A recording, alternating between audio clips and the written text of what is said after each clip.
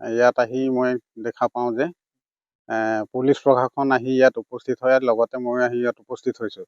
আৰু মই শুনামতে যিহেতু মুনু চুতীয়াই গুডু গগৈক মানে কুঠাৰেৰে ঘপিয়াই হত্যা কৰে।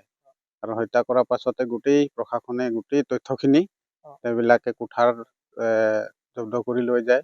দুইজনে মদ খাই মানে কাজিয়া হৈছে বুলি আমি গম পাইছোঁ। একে ওচৰা ওচৰি ইটো ঘৰটোত এইবিলাকে একে কাষতে লাগি আছে, কিনাৰতে ঘৰটো লাগি আছে।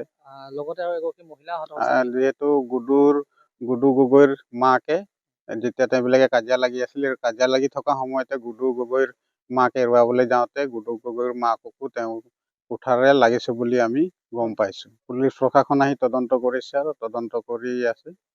মুনু চুতীয়াহে মাৰিছে গুডু গগৈ। মুনু চুতীয়া এতিয়া পলাইছে নেকি? এতিয়া পলাত অৱস্থাত আছে, তেওঁক ইফালে এতিয়া বিচাৰি পোৱা নাই। হয়, গোটেই বস্তুটো মদৰ কাৰণে হৈ আছে।